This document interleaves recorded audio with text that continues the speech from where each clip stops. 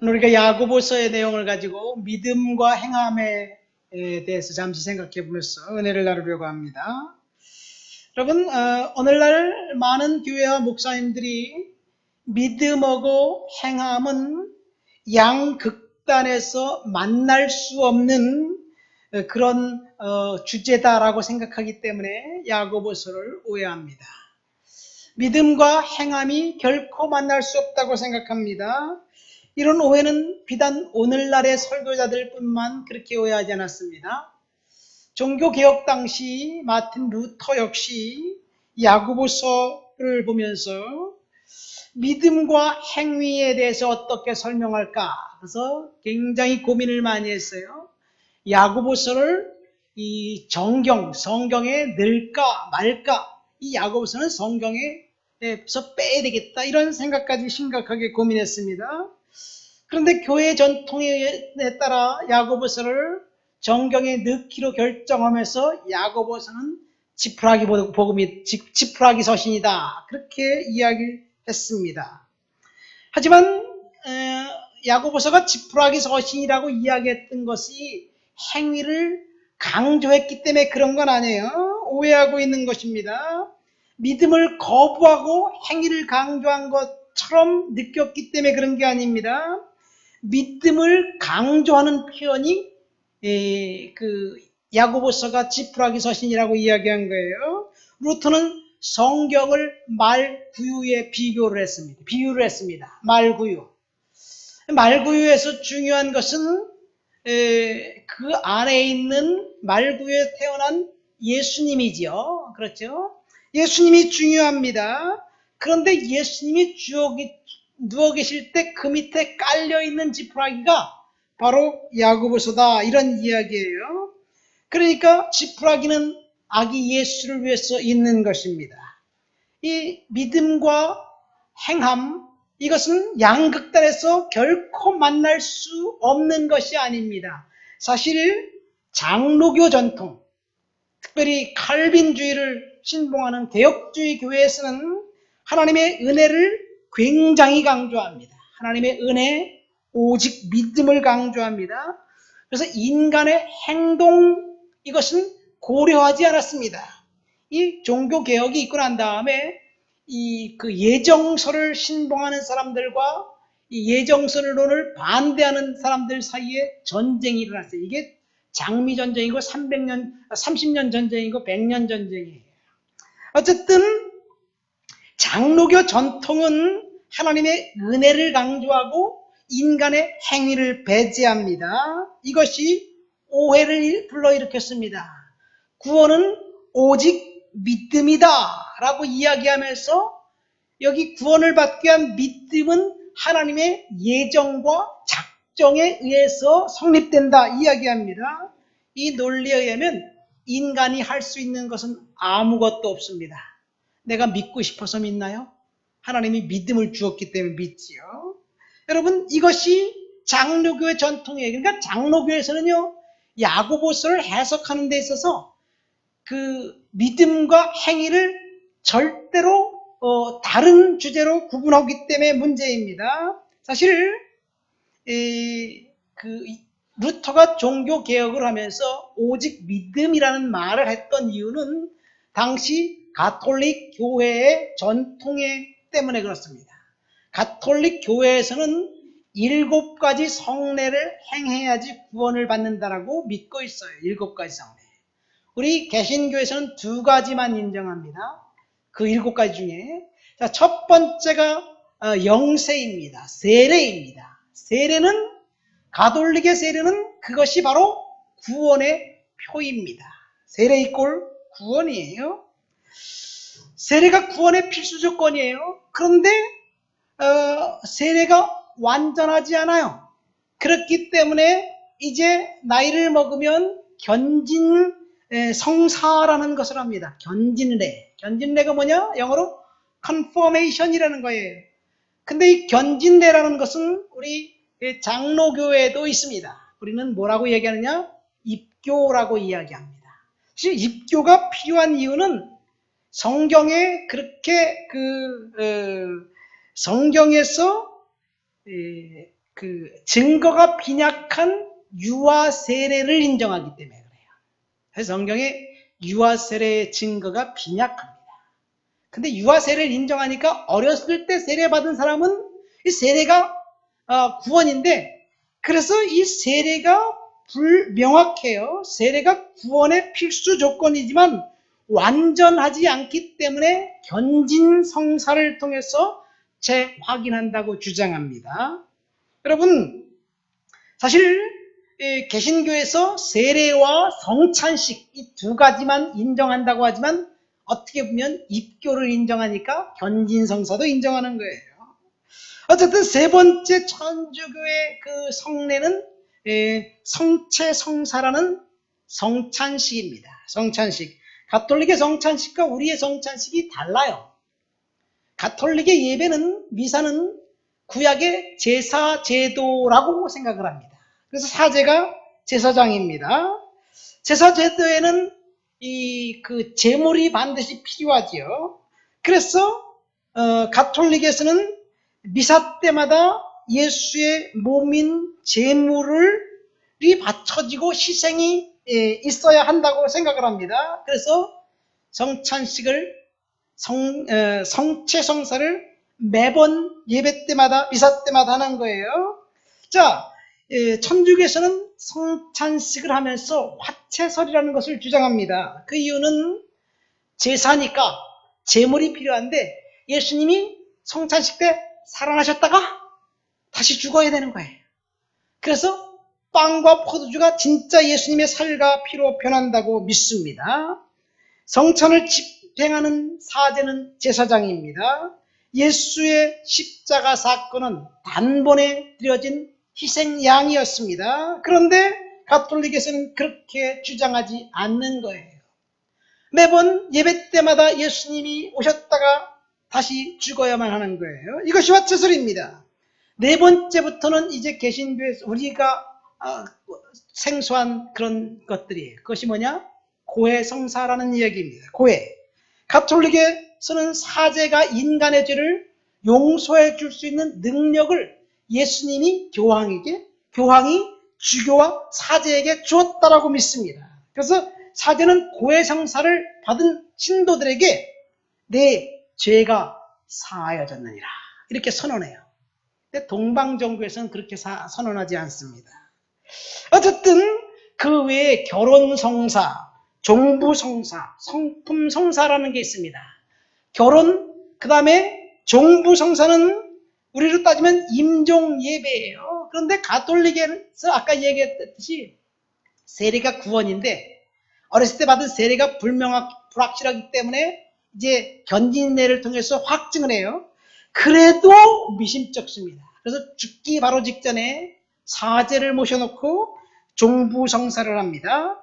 종부성사는 생전에 저지른 모든 죄를 일순간에 용서받을 수 있는 기회라고 생각을 합니다. 그래서 사제가 기름을 갖고 와서 눈, 코, 입, 귀, 손발에 찍어 바릅니다.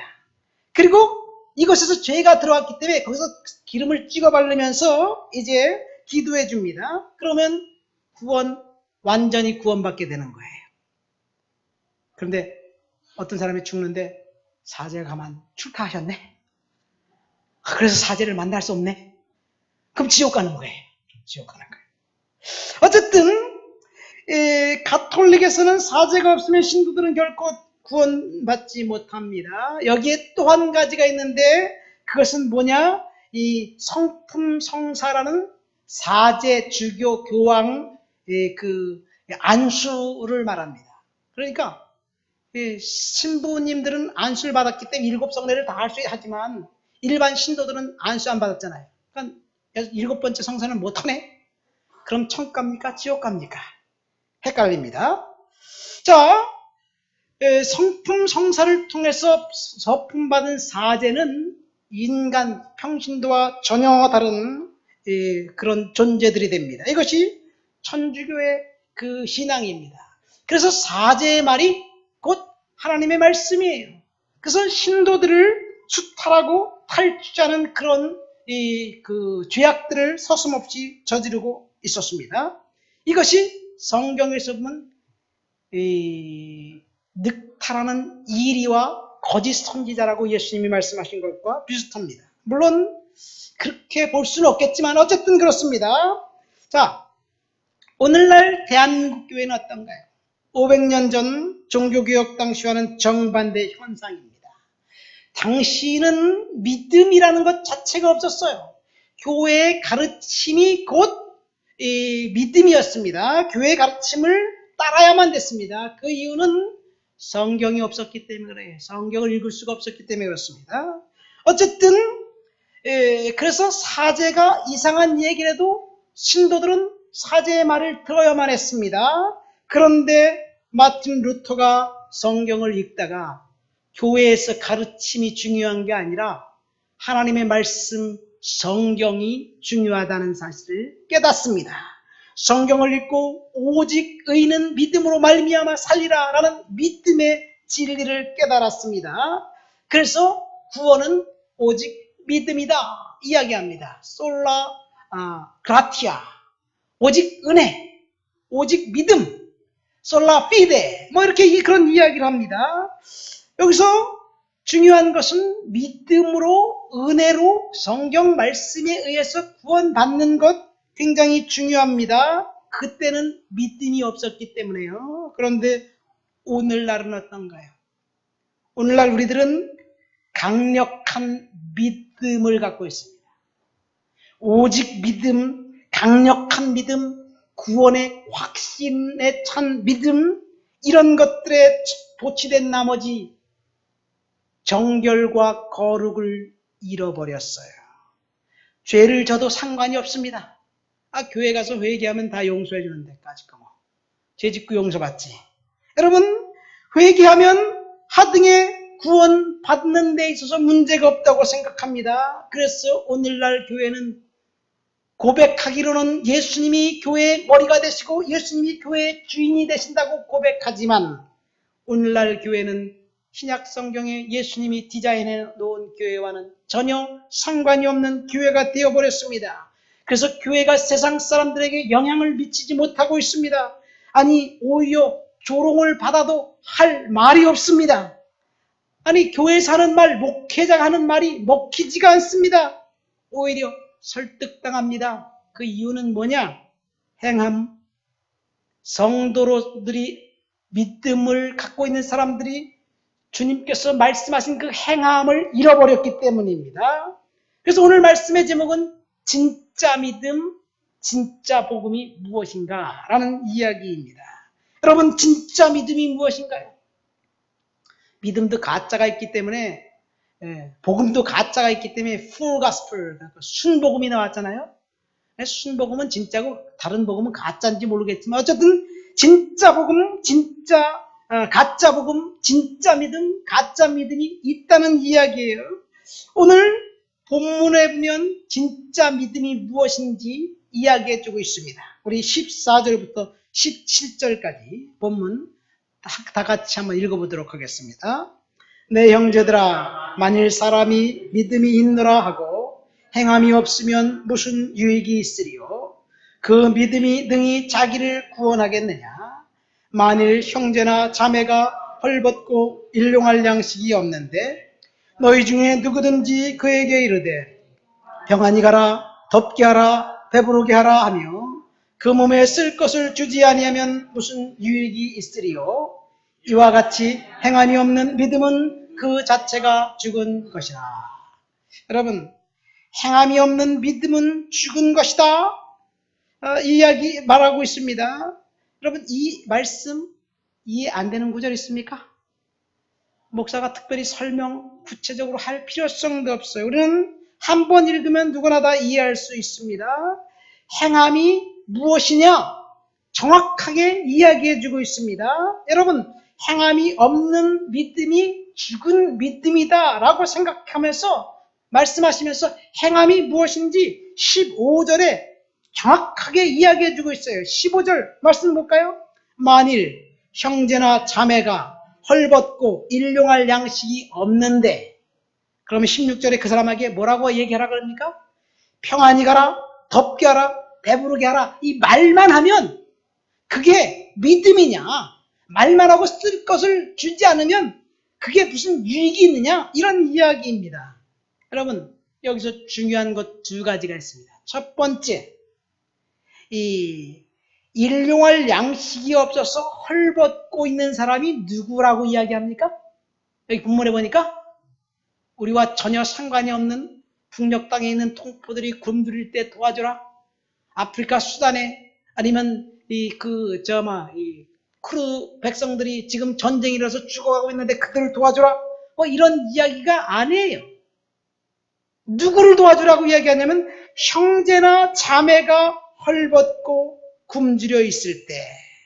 여러분, 근데 사실 우리는 우리와 전혀 다른 상관이 없는 사람들이 아파하고 힘들어하고 괴로워할 때 그들을 도와주는 건 쉽게 결정을 해요.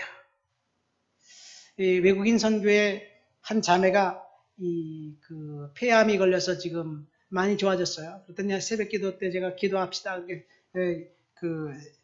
기도를 부탁하고 같이 열심히 기도한 한 성도가 목사님 그 자매를 돕고 싶습니다. 제가 헌금 좀 할게요. 그래서 헌금을 받았어요. 전달했습니다. 여러분, 나와 전혀 상관없는 사람들에 대해서는 우리는 돕기가 쉬워요. 그런데 우리 근처에 있는 가까이 있는 사람을 돕는 것은 다른 이야기입니다. 자, 보세요. 도움이 필요한 사람을 어떻게 해야 되느냐? 구체적으로 말하냐? 너 배고파? 그럼 밥 먹지. 춥다고? 오리털 꺼내 입어. 오리털 파카 꺼내 입어. 이런 말 하지 말고 밥 사주고 옷을 주라는 이야기예요. 이것이 예수를 믿고 구원받은 사람들이 행하는 행함이라는 것입니다. 이렇게 행하는 사람이 진짜 믿음의 사람이라는 이야기예요. 여러분, 우리가 섬겨야 될 사람들은 우리 근처에 있는 가까운 이웃입니다. 두 번째, 사랑은 행동으로 보여주는 것이라는 것을 말합니다. 사랑은 뭔가 주는 것이고 희생하는 것이고 섬기는 것입니다. 이것이 진짜 믿음이라는 거예요. 다른 말로 하면 진짜 믿음은 희생이 뒤따른다는 이야기예요. 자, 그렇다면 여러분에게 있어서 가장 가까운 사람은 누구입니까? 가정에서는 남편과 아내가 가장 가깝습니다. 그렇지요? 부모와 자녀 간의 관계입니다. 교회에서는 옆에 있는 성도들입니다. 우리 교회 다니는 성도가 아닌 다른 교회 다니는 성도가 아니라 우리 지체들이에요. 직장에서는 매일 만나는 동료들입니다. 여러분, 그런데 그 사람들에 대한 여러분들의 생각은 어떻습니까? 저 멀리 나와 상관없는 사람들을 아픈 소식을 들으면 아파요. 그러나 옆에 있는 우리의 직장 동료나 매일 마주치는 사람, 그 사람들이 만약에 곤란한 일을 겪고 있다는 소식을 들으면 도와주고 싶은 마음이 생깁니까? 고소한 마음이 듭니까? 왜 그렇습니까?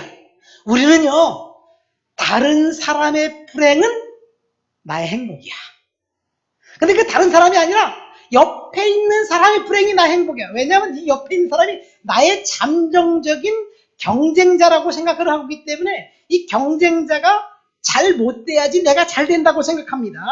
여러분, 이것이 우리의 사고방식입니다. 다른 사람이 잘 되면 배가 아픈 거예요. 그래서 옆에 있는 사람은 사랑할 수 없습니다. 매일 마주대하는 사람, 매일 보는 사람, 그 사람의 장점을 발견하기가 쉽습니까? 단점을 발견하기가 쉽습니까? 우리는 단점은 너무 잘 발견해. 그래서 잔소리를 많이 할 수 있어요. 그렇지요. 그런데 좋은 것은 보지 않습니다. 약점만 두드러지기 때문에 그래요. 자, 그러니까 여러분, 오늘 설교를 듣고 집에 가서 적용해야 될 첫 번째가 있어요. 첫 번째, 자매들은 남편에게 칭찬하시기 바랍니다. 남편 칭찬할 게 없다고요? 찾아보세요. 있어요, 분명히. 남편들은 아내를 칭찬할 칭찬거리를, 부모들은 자녀들을 칭찬에 인색했다면 칭찬할 것이 무엇인지 생각해보고 칭찬을 빵빵하게 해주세요. 지금까지는 잔소리만 했잖아요. 야, 컴퓨터 꺼! 핸드폰 갖고 와! 이런 말만 했잖아요. 여러분, 칭찬거리를 찾아서 칭찬하시길 예수님 이름으로 축원드립니다. 청년들은 부모님이나 친구들 칭찬할 것이 무엇인지 생각해 보세요. 직장 다니는 직장에서는 여러분, 직장 동료에게 먼저 다가가서 잘한 것 한두 가지를 이야기하면서 칭찬 한번 해보세요. 아니, 거기다가 커피 한 잔까지 사서 딱 주면서 한번 해봐. 예? 그러면 아마 달라질 거예요. 그렇죠? 이것이 진짜 믿음이라는 거예요. 이것이 진짜 복음이라는 거예요. 우리는 상대방을 바꾸려고 합니다. 당신 왜 그래? 그런데 여러분, 내가 먼저 바뀌면 상대방이 바뀔 줄을 믿습니다. 내가 먼저 선을 행하고 칭찬해 보십시오. 그럼 상대방도 칭찬하게 될 것입니다. 이것이 원리예요. 이것이 오늘 본문을 통해 주시는 첫 번째 교훈, 진짜 믿음, 진짜 교훈입니다. 혹시 여러분들 중에 사람들이 나를 싫어해요. 나는 못생겼나 봐요. 나는 왜 다른 사람들이 인정해 주지 않죠? 그렇게 생각하는 사람 있을 수도 있습니다. 어쩌면 사람들이 나를 싫어하는 것이 아니라 내가 싫어할 수밖에 없도록 사람들에게 행동하지 않는가? 나를 점검해 볼 필요성도 있어요.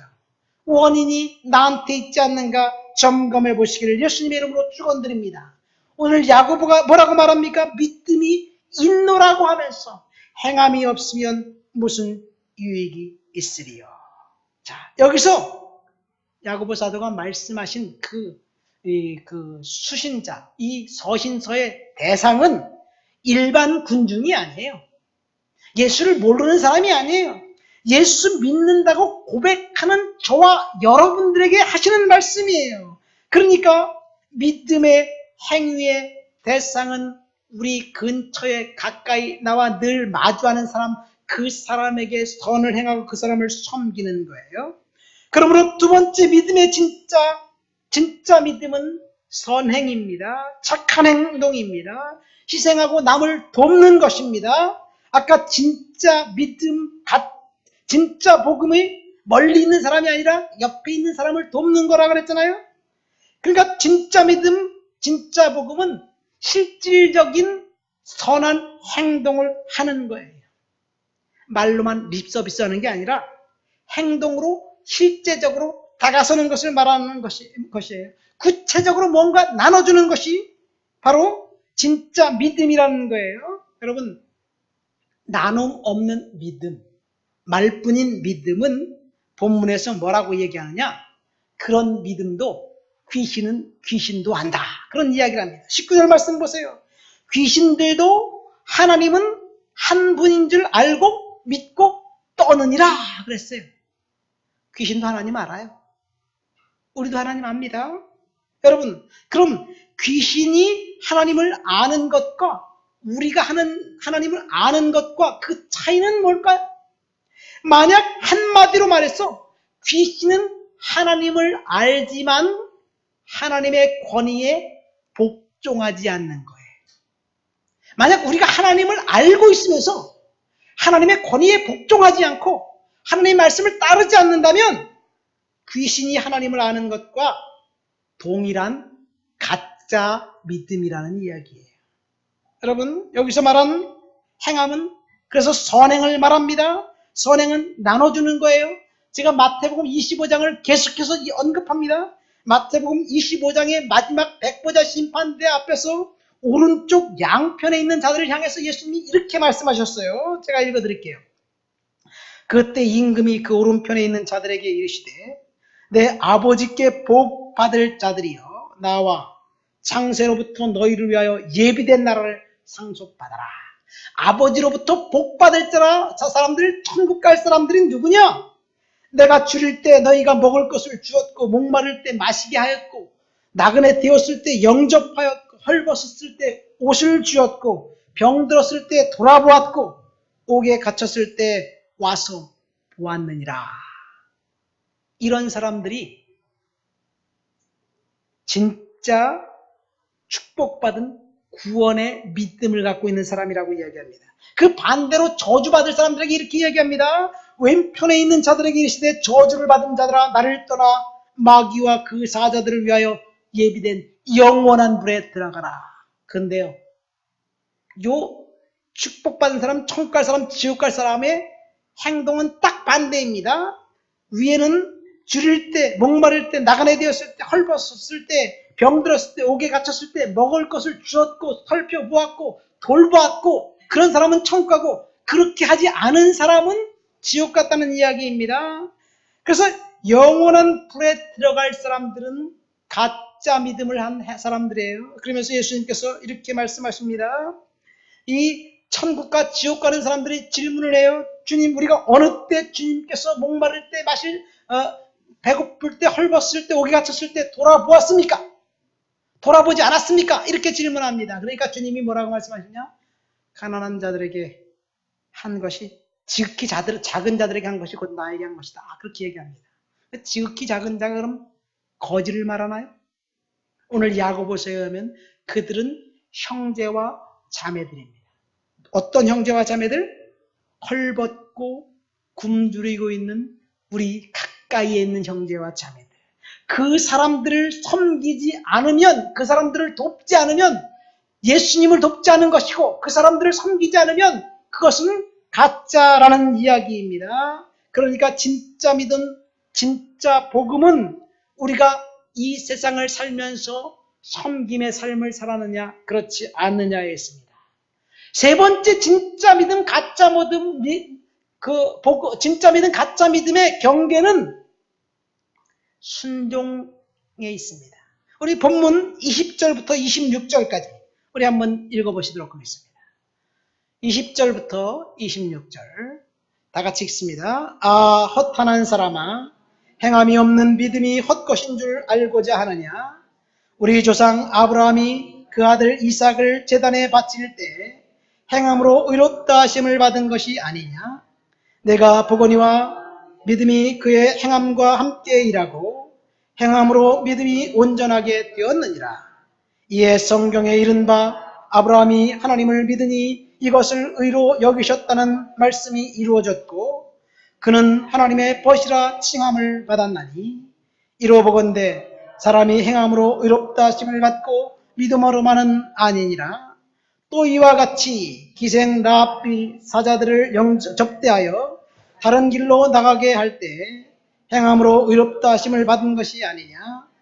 영혼 없는 몸이 죽은 것 같이 행함이 없는 믿음은 죽은 것이니라. 이런 말씀을 하면서 야고보는 믿음과 행함을 이야기하면서 두 사람의 신뢰를 들고 있습니다. 첫 번째는 아브라함이고 두 번째는 기생 라합입니다.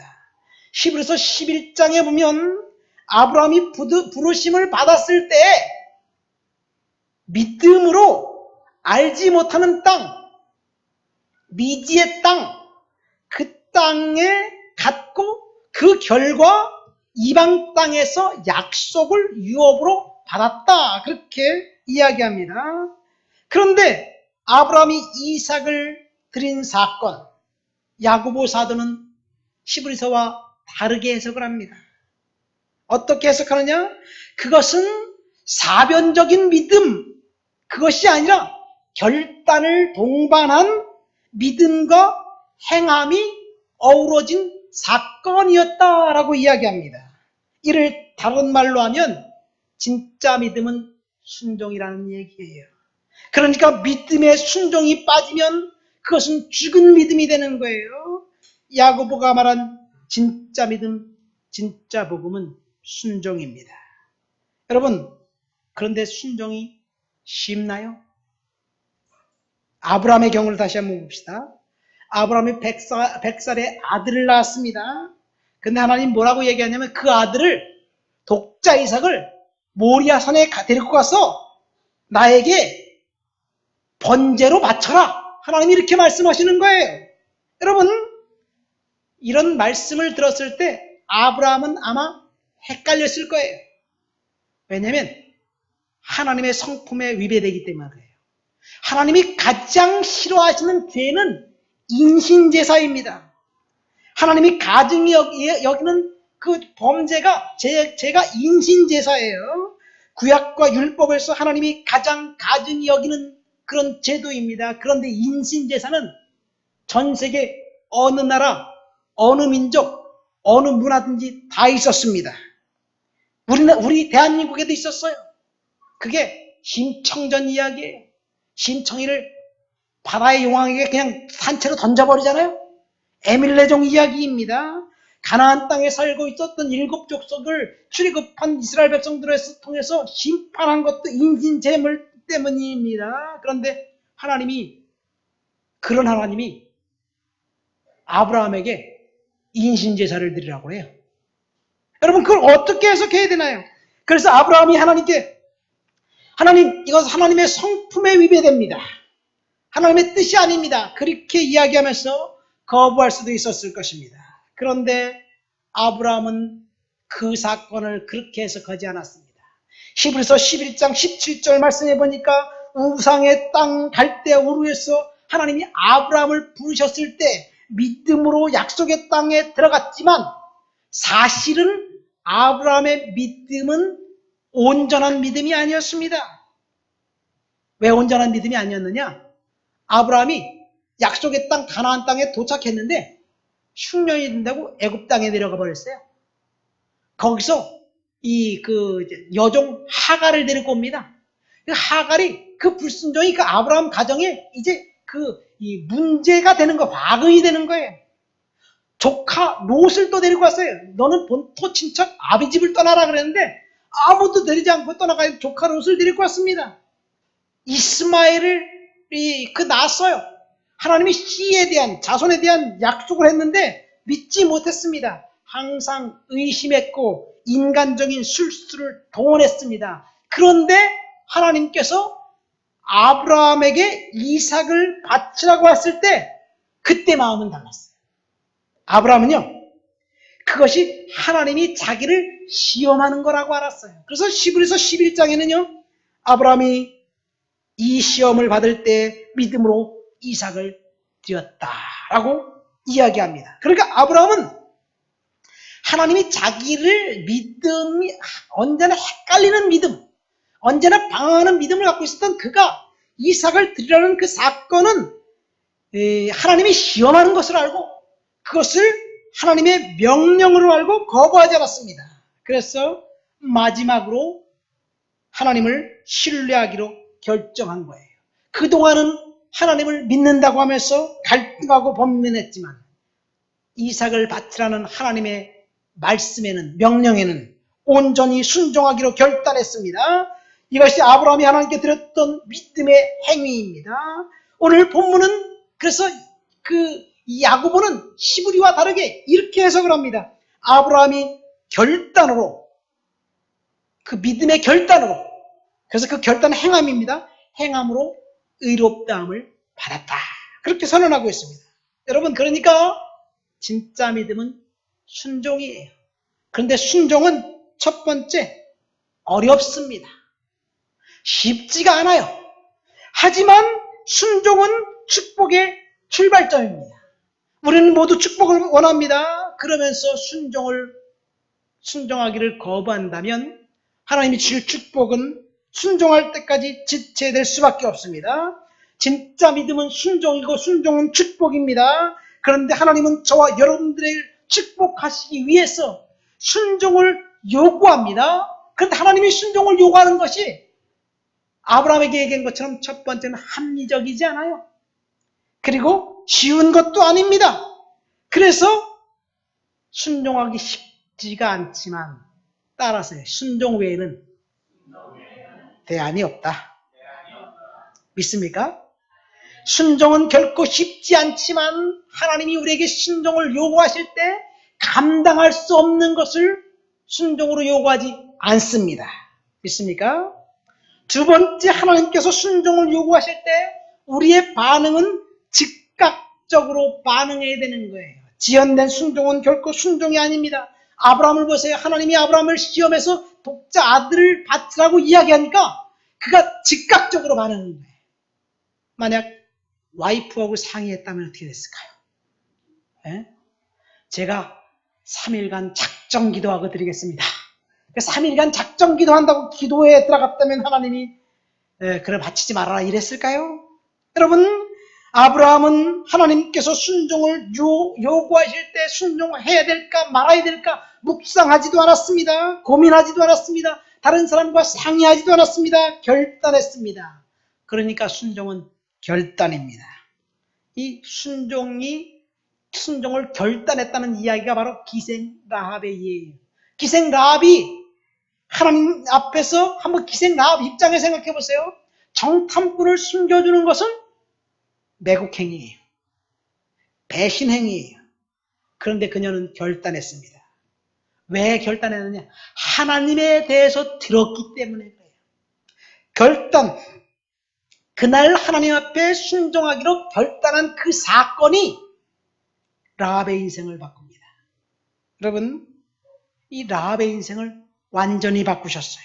하나님이 그 여성을 완전히 축복하셨는데 첫 번째는 그녀의 가족을 여리고의 멸망에서 구원하였고, 두 번째는 그녀가 기생인데, 기생이면 창녀예요. 몸을 파는 여성이에요. 근데 그 여성을 다윗의 할머니가 되었고 예수님의 조상이 된 거예요.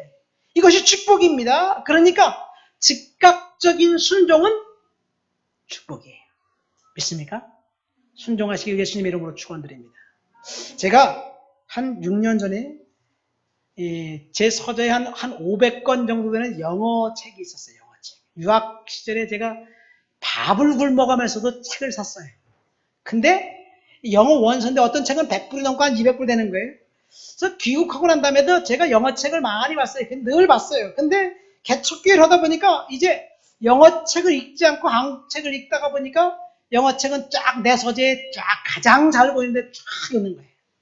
그래서 누구든지 내 서재에 딱 들어오면 그 책은 사람들의 기를 죽이는 역할을 하는 거예요. 기를 죽이는 역할.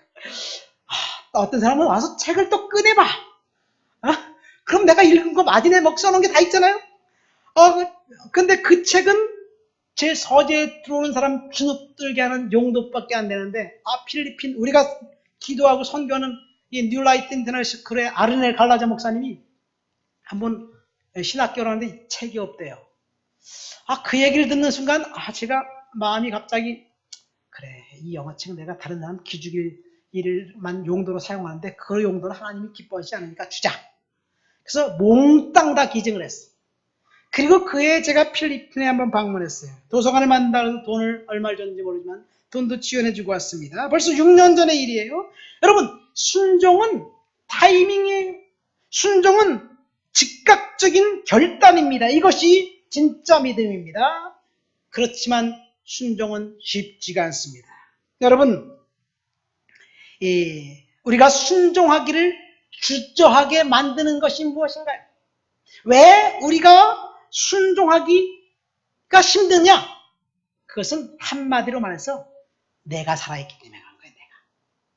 내가 주 안에서 죽으면 순종하기가 쉬운데 내가 살아있기 때문에 그래. 또 한마디로 말하면 내가 순종하기 왜 힘드냐?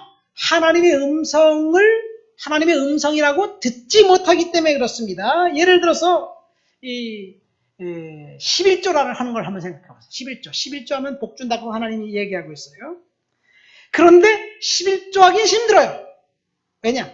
축복은 나중에 오고 돈은 지금 나가고. 그렇잖아요. 지금 당장 11조면 그 다음 달에 그보다 더 많이 줘야 되는데 하나님은 그렇지 않으셔. 그러니까 순종하기 힘든 거예요. 어려운 거예요. 여러분, 그러나 순종하시길 예수님의 이름으로 축원드립니다. 말씀을 맺습니다. 오늘은 진짜 믿음, 진짜 복음이라는 주제를 가지고 믿음과 행함에 대한 이야기를 했습니다. 여러분, 믿음과 행함은 양극단에 있는 서로 다른 주제가 아니에요. 믿는 사람이 행함이 없으면 그 믿음은 주님이 가짜라고 판단하시는 겁니다.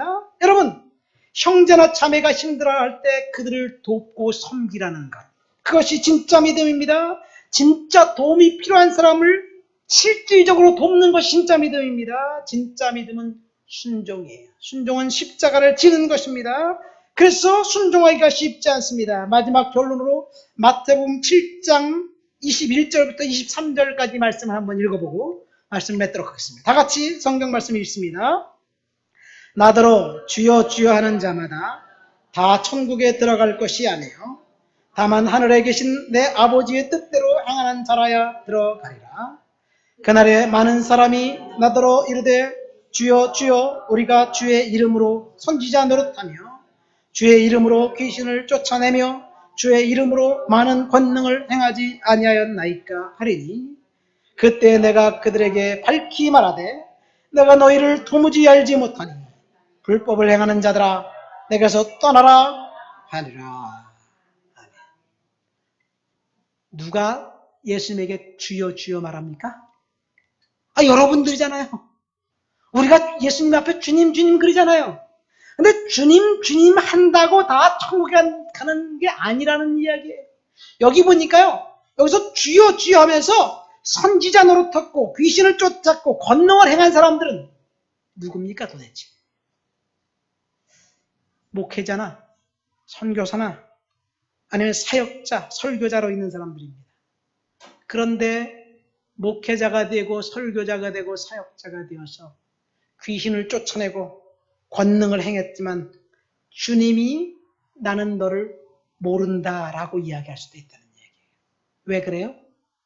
우리는 우리의 믿음이 진짜라고 착각하지만 순종하지 않고 섬기지 않고 그 다음에 다른 사람을 돕지 않으면 그것을 주님은 가짜라고 보시는 거예요. 그러니까 여러분의 믿음에 여러분이 속지 마시기를 예수님의 이름으로 축원드립니다. 힘들더라도 우리가 순종하면 그것은 축복이에요. 기생 라합을 보세요. 이 라합은 이 순종하고 즉각적으로 순종하고 난 다음에 그 이름이 바뀌지 않았어요.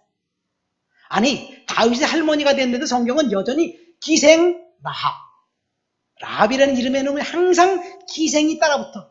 기생이 좋은 이름인가요? 대통령 누구누구 하면 좋잖아요. 근데 기생 라합 이렇게 따라붙습니다. 순종하고 인생이 변하고 축복받았음에도 불구하고 계속해서 과거의 그 좋지 못한 이름을 계속 언급합니다. 그 이야기는 순종해서 변화받은 그것을 이야기하는 거예요. 저와 여러분들이 순종하면 하나님께서 복 주실 줄 믿습니다. 기생 라합처럼 축복된 인생 되기를 예수님의 이름으로 축원드립니다. 다 같이 우리 말씀을 생각하면서 통성으로 기도